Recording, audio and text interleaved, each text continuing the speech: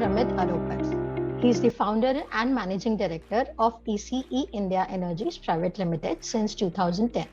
He is a dynamic and accomplished professional and is expertised in offering strategic direction, sound business acumen in driving the businesses. With his expertise, ECE became in Central India's leading solar panel manufacturer and a solar energy solution provider. He has patented rights for acknowledge-based wireless traffic control system sequencer, patent number 201821015009, and solar DG microgrid systems.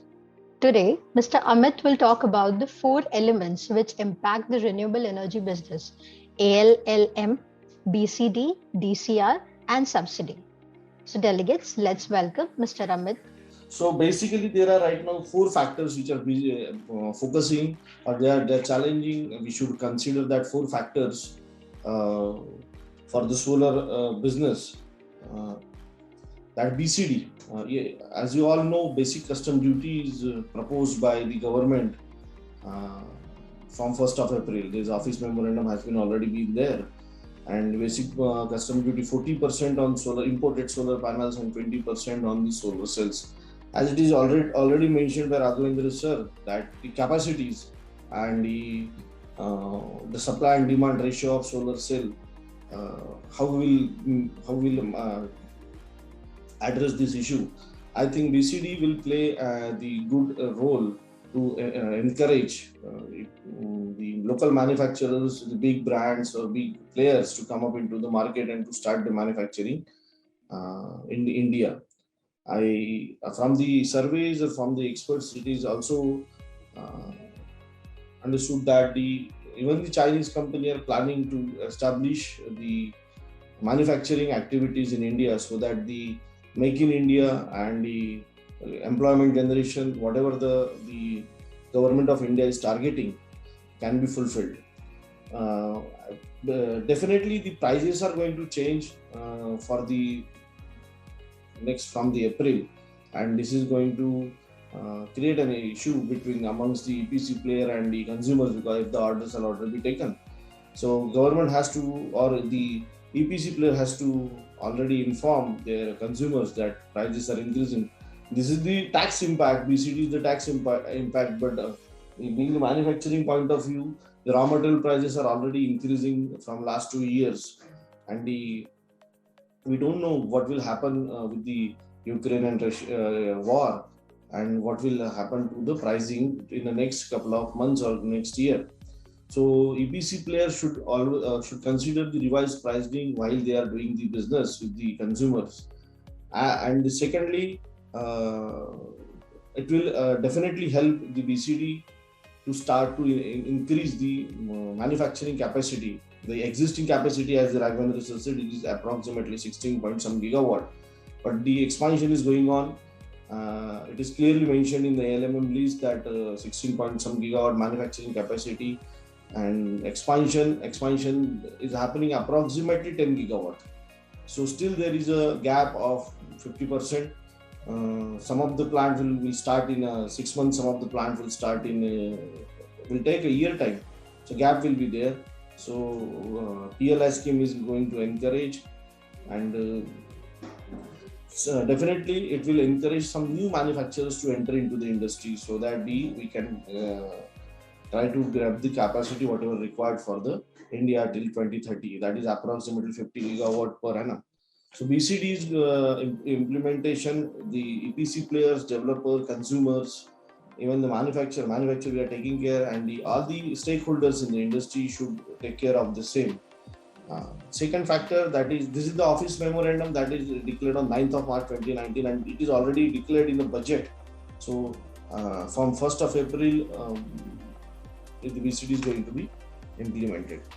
Now, talking about the ALMM, it is approved list of models and manufacturers. MNRE has taken, Ministry of New and Renewable Energy has taken an initiative to enlist all manufacturers, those who are BIS, those who are following the BIS standards, and those who have applied for the ALMM. And they just published the latest list on 4th of March. with the capacity of 16 point some gigawatt, and 46 manufacturers are enlisted in that list. So the overall there are more than 1 in 10 manufacturers who are BIS approved, and only 46 manufacturers those who are enlisted in ALMM. So definitely that is the capacity those who are applying. The remaining 50-60 manufacturers are there, those who are now applying for the ALMM, because ALMM is a continuous process, and those who are applying to the ALMM, and that capacity will add on to the 16 gigawatt. That will help to achieve the target, but some of the manufacturers are not enlisted. Banning, or you can say the imported modules, is the strategy, but it is not at all mentioned anywhere in ALMM. They will not enlist the foreign companies due to this COVID, but due to all these travel restrictions. ALMM list is not incorporating the foreign companies, and it is already mentioned. It is mentioned in ALMM memorandum that all the government projects, government assisted projects with net metering, or projects with open access also, whatever installed in the country, has to follow the ALMM list from 1st of April. So from 1st of April, it is expected the good time for the manufacturer will come, and the Make in India and Atmanirbhar Bharat, so whatever the initiative taken by Government of India, will help the manufacturers, local manufacturers, to do the market. Then the BIS, and these are the good steps by the government, and will help the local manufacturers. The office memorandum, it is clearly mentioned all the projects, only the off-grid and street lights kind of activity distributed are not covered in the ALMM activities. And there are some activities that are happening in MNRE that will extend this all office memorandum and all these things, but the government initiative for the Make in India, and to encourage the rooftop segment and distributed segment of solar, they are being very strict or disciplined, you can say, and the policies regarding the rooftop. Recently, there was new policy from the state government, central government, to implement the subsidy. I will talk on that topic later on. And the ALMM is going to help the local manufacturers for building their capacities, increasing their capacity. PLI schemes will help for the increasing capacities, and this definitely will help the local employment. DCR is the third aspect. We need to consider DCR. But that is, DCR is domestic content requirement. If any product should contain domestically manufactured raw material, so that will come under the DCR list. And as you know, solar cells are the major raw material for the solar panels. And this, whatever the capacity, as Raghavendra said, the capacity of solar cell manufacturing, 16 gigawatt is the capacity for solar panel manufacturing, but only 4 gigawatt is the registered capacity, but installed capacity, but operating capacity is near about 1 gigawatt. So the how to manage this supply and demand of solar cells. So it was a confusion by the EPC players and developers in the market, or the consumers in the market, that only the Indian solar panel with the Indian solar cell has to used in are registered in ALMM. But this is not like that. ALMM list incorporates DCR solar panel manufacturer also, and ALMM list incorporate non-DCR solar panel manufacturers also. So DCR solar panels are the panels where the Indian solar cell is used. That means solar cell manufactured in India. And non-DCR solar panels are the panels where the you can say imported solar cell is used. So both the categories, solar DCR solar panels and non-DCR solar panels, are enlisted in the ALMM. ALMM is not only about the DCR solar panels. So this was the confusion when we are discussing with so many people. So DCR, non-DCR, and ALMM, these are the aspects. ALMM is the complete list where the DCR and non-DCR, both the models of the solar panels are incorporated by the government. By the way, DCR solar panels are only compulsory where the subsidy projects are there. That means where the government is giving central finance assistance for the, I think right now it is the policy for the residential sector only to provide the subsidy. So subsidy projects where the CFA is given, that is residential, and I think the pumping projects are there where the 17.5 lakhs solar pumps are going to install in next 5 years. So in that two projects only the DCR solar panels are required, and the overall requirement of the subsidy projects is not more than 1 gigawatt per annum. So the supply and demand capacity of the solar cell containing the DCR containing introduced DCR panels may be accomplished by the whatever the solar cell manufacturer in India. So the problem is to have the manufacturing capacity for solar panels where we can use the imported solar cells, no issue. So the DCR solar cells are compulsory to use only in the CFA, Central Finance Assisted projects, that is residential projects, and the pumping projects. So the non-DCR KUSUM, you can KUSUM these.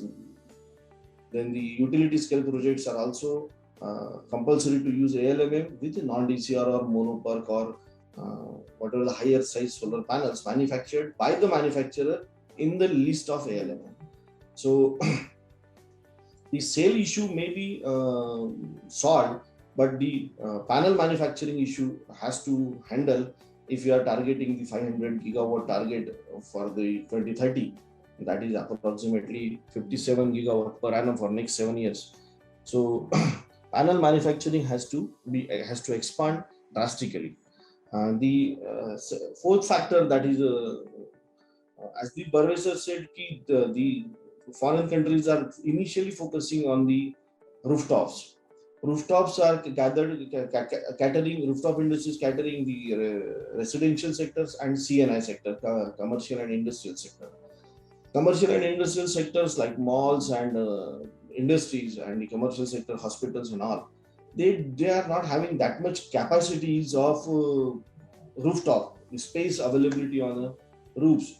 So they generally go for the open access or group captives.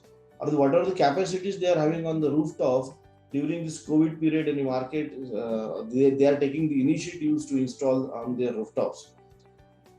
And the government financing options, as the Raghavendra sir said, RFO, they are taking in a priority lending for the lending to the solar systems. SIDBI is taking very nice initiative, and there are a number of banks, State Bank, Baroda Bank, Punjab National also, and the local banks also. SIDBI is taking nice initiative for the financing solar rooftops for the commercial and industrial sector. The issue is with the residential sector, and there is a confusion amongst the consumers about the subsidy issues, and government has taken very nice initiative for the consumers, residential consumers, and this will definitely help to increase the distribution of the solar business. As you can see, still the industry, manufacturing to the consumer, the still industry is not that much matured. So supply chain is not still matured in the solar industry. So it will definitely, when the residential sector will grow, it will definitely help the dealer, distributor and the installers to grow their business, and ultimately that results into the creation of employment in smaller areas. From the last 1.5 months and 2 months, there was a confusion between the state, as the residential sector is driven by, or rooftop sector where the net metering is there, is driven by discoms. So discom is operated, or discom is controlled by the state governments, and there was a little bit confusion between the confusion, you can say, the policy matter that subsidy or the central finance assistance was given by center, and the net metering activity was done by the local discom. And the major, we are keeping the nationally, we are keeping the target of 500 gigawatt, and as well said by Raghavendra sir, in the system discoms are not are not that much interested to promote the rooftop because they are losing their revenue. So the government has taken this initiative from the central level that even the state-driven net metering policy or residential subsidy policy is there. They are starting the central-driven subsidy residential sector policy. Both the policies will operate parallelly. The consumer has a right to choose to go with the state-driven policy. State-driven policy is also the part of central government, but center is taking an initiative and creating one portal to speed up the net metering activity or subsidy disbursement activities for the consumers. So this will definitely, in the ministry has promised us to give the solution within couple of months, and it was so I like to tell you very happily that in the month of January, it was discussed with the members in ministry, and on 2nd of February, there was an office memorandum and policy come up from the MNA. So the people in the government, central government, are really working very aggressively towards achieving the target, and the central government is also working very nicely. But we have to solve the issues at the local level, discom level.